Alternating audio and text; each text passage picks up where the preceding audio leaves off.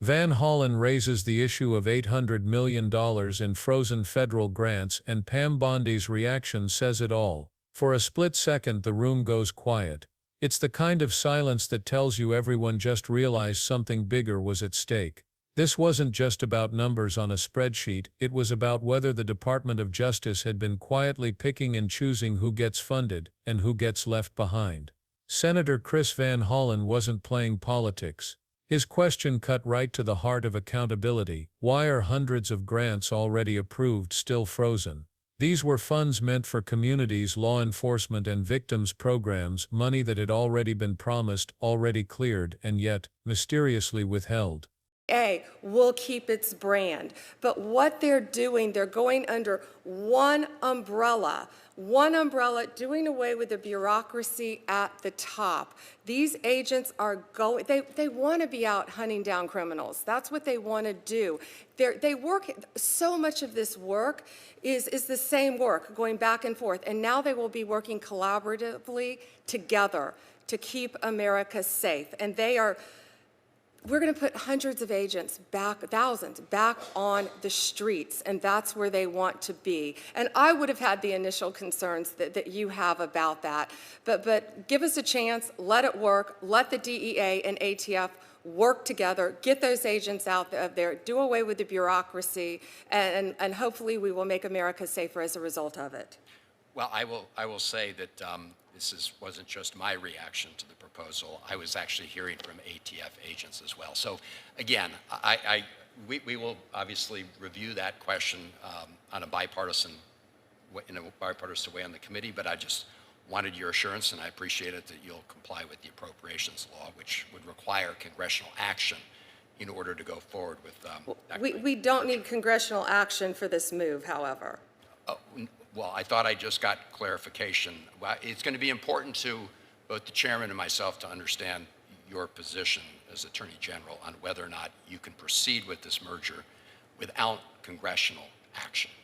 We are keeping ATF, we are keeping DEA. We are putting them under the same umbrella within the Department of Justice. So I'm not arguing with you here. I want to understand your position. I think it will be important to members on both sides of the committee. The appropriations law currently would require that Congress approve of this merger. And so my question to you as Attorney General is, do you agree with that or disagree with that? We will complete this reorganization, and I'm committed. I will look at that under the law. We will not violate the law, Senator, and we will work with Congress regarding that. No, I appreciate that. So the second point I wanted to raise had to do with the prosecution of hate crimes, and I share your vigor in wanting to go after and prosecute hate crimes.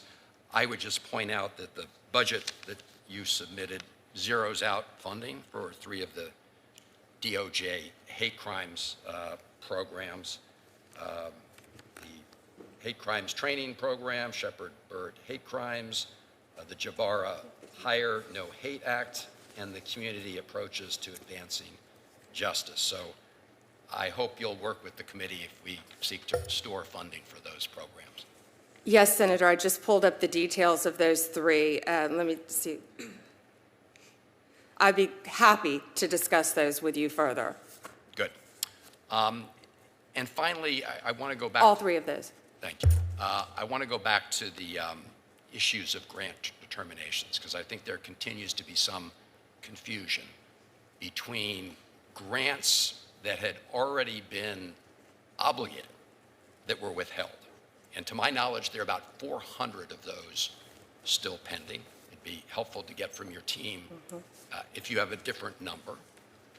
And then there's what we call notices for information, which relates to notices for future grant awards in this current fiscal year. Yes, there is a difference. And so I understood your earlier testimony to say, with respect to the notices,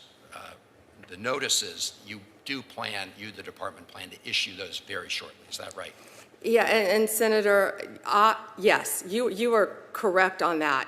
We notified the affected grantees and members of Congress regarding the terminations and how to appeal. That was the $811 million of grants that were initially terminated in 2025. We're also talking about upcoming ones as well.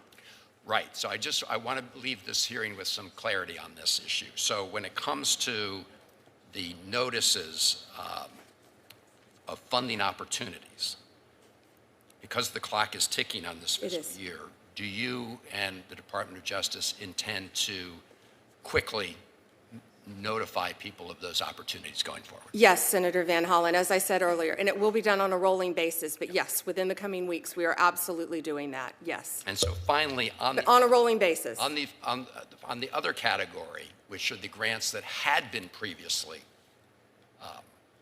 obligated, I do have concerns, Madam Attorney General, with the idea that the way we're going to get them to stop being withheld is members of Congress calling. I appreciate the invitation, and I will look to see if we've been hearing from people. But this category of grants relates to people who already went through the process and already had those grants obligated, and they're currently being held. Mm-hmm. So my question to you is, can you tell us how many are still being held today? And I don't like the idea that in order for somebody to get their withheld grant, unheld, that they have to call a member of Congress. That should be, so how many are left? Do you know? How many of these grants are? I don't know exactly, Senator, but I know many of them are the subject of ongoing litigation, so I wouldn't be able to speak of that in detail in this forum anyway. Well, maybe just a follow-up, because it would be helpful to try to narrow the scope of this. Again, my understanding, and this was the subject of the letter I referenced earlier from a number of senators. And I have not read that letter, but I will be happy to read that letter. If you and your team could get back to us right away on that, because these are grants that, as the chairman knows, have been previously obligated, some many years ago, but frozen. And so the question is, how can we get them unfrozen? And members of Congress will call, but not everybody, can just call up their member of Congress or thinks of calling their member of Congress. We need a process that's fair to everybody. I hope you'd agree. And actually, citizens have called as well. Well, exactly. And so, exactly. So, but again, this is an ongoing issue. And I know colleagues on both sides of the aisle are hearing from it, folks. So, Mr. Chairman, unless something else comes up, that's it. And look forward to continuing the conversation. It's not my intention to ask any topics or questions that cause you to come back again, but if I do... Thank you, Senator Moran. You're welcome, General. Pam Bondi tried to stay composed, insisting that some cases were tied up in ongoing litigation, but that phrase, ongoing litigation, felt more like a shield than an answer, and everyone in that hearing room knew it. Because Van Hollen's point wasn't about procedure, it was about fairness.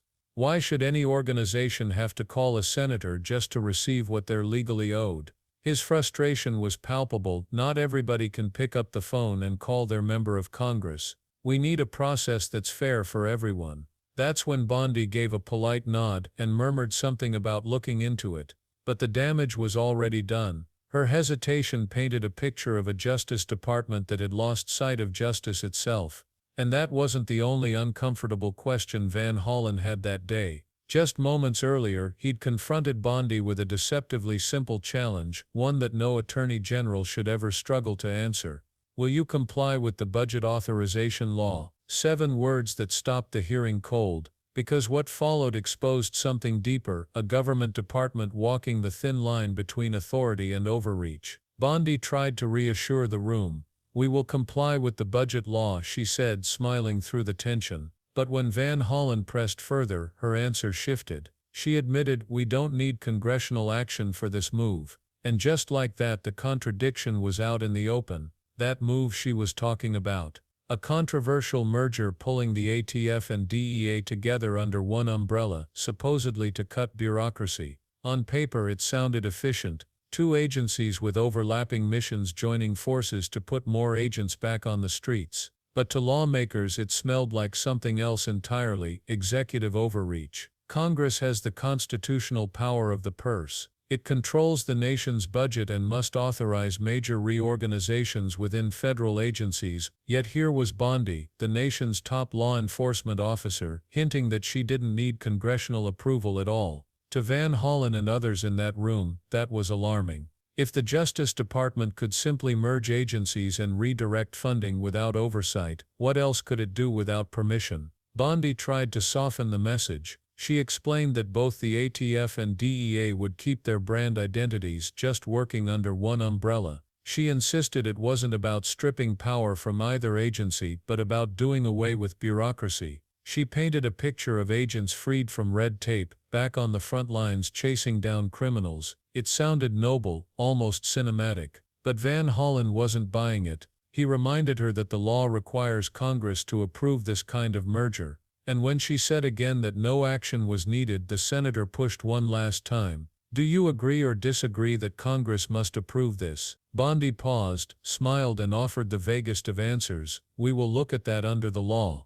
It was a political sidestep, one that raised even more questions. Because if the Justice Department's leader couldn't give a straight answer about following the law, what message did that send to everyone else? And while that clash made headlines, another revelation slipped under the radar, one that could have an even deeper impact on communities nationwide. Van Hollen pointed out that Bondi's proposed DOJ budget had zeroed out 3 major hate crimes programs. These weren't minor line items, they were critical initiatives designed to train officers, collect data, and support victims. Among them, the Shepherd Bird Hate Crimes Program and the Community Approaches to Advancing Justice. Cutting those programs at a time when hate crimes were reportedly increasing wasn't just bad optics, it was alarming. Van Hollen's tone turned sharper as he listed them, and Bondi, clearly caught off guard, scrambled for an answer. She said she'd look at the details and be happy to discuss them further, but for many watching that sounded like another deflection. Because this wasn't just about paperwork. These programs save lives, provide training, and help law enforcement understand the patterns of bias-driven violence spreading across the country. Quietly eliminating them raised uncomfortable questions Bondi didn't seem eager to answer. It's worth noting that rumors had already been swirling online about the DOJ's shifting priorities under her leadership. Reports claimed that internal discussions favored consolidating resources into national security divisions while pulling back on community-based programs. Whether those reports were accurate or not, the optics didn't help. And that brings us back to the grants, the $811 million still frozen. For many communities that funding represented the difference between progress and paralysis. These weren't theoretical programs, they were schools, local police initiatives, women's shelters and anti-violence coalitions, all waiting for money that had already been promised. When Bondi confirmed that hundreds of those grants were still the subject of litigation, it raised another concern: how many of these delays were legitimate, and how many were simply administrative chokeholds. Van Hollen pressed her to provide exact numbers, but she didn't have them. She offered to get back to the committee. That phrase, "we'll get back to you," has become Washington's universal translation for "we're not ready to answer that yet," and for a moment the frustration in the room was visible. Van Hollen leaned forward, making it clear that the issue wasn't going away. He pointed out that citizens shouldn't need political connections to unlock what's rightfully theirs. Not everybody can just call their senator, he said, a line that summed up the entire problem. Government isn't supposed to work only for those who know someone on the inside. The deeper you look into this exchange, the more it reveals. It's not just about funding or policy. It's about a philosophy of power, who gets to decide how justice operates, and whether accountability still matters in the upper ranks of government. Because here's the uncomfortable truth: when a top law enforcement officer can't clearly affirm compliance with the law, or can't explain why public money isn't reaching the public, the issue stops being bureaucratic. It becomes ethical. It becomes constitutional. Bondi's defenders argue that she's simply trying to modernize the system, streamline agencies, cut redundant programs, and refocus federal efforts on urgent threats. They point to her commitment to putting agents back on the streets as proof that she's prioritizing safety over red tape. But her critics see something else, a concentration of power, less transparency, and growing disregard for congressional authority. And in Washington, that's a dangerous mix, because when oversight weakens, trust erodes, when programs vanish quietly, questions multiply, and when the Justice Department, the institution meant to uphold the rule of law, starts blurring the boundaries of that law, the foundation itself begins to shake. Van Hollen's exchange with Bondi wasn't flashy or explosive, it was calm, measured, even polite. But sometimes the quietest confrontations reveal the loudest truths. Each time Bondi shifted her phrasing, "We will comply," then "we don't need congressional approval," then "we'll look at it under the law," it painted a picture of uncertainty, even evasion. And uncertainty at that level sends ripples through every agency that depends on DOJ guidance. The bigger story here isn't about one senator or one attorney general, it's about the friction between Congress's constitutional duty to control federal spending and an executive branch that seems increasingly comfortable testing those limits. It's about whether transparency is still a priority or just a talking point. What Van Hollen did in that hearing was more than hold Bondi accountable. He forced a conversation about how power is being used behind closed doors. Because if a merger can move forward without Congress, if grants can remain frozen indefinitely, and if hate crime initiatives can disappear without explanation, what other decisions are being made without public consent? The truth is, America's system of checks and balances only works when each branch respects the other's authority. When one side starts bypassing those checks, the system itself starts to break down. And what we witnessed in that exchange was the smallest crack in a much larger wall, one that if ignored, could collapse under its own weight. By the end of the hearing, Van Hollen didn't need to raise his voice. His calm persistence was enough. "We'll be following up," he said. It was a quiet warning, but a powerful one. Because in Washington, follow-ups have consequences.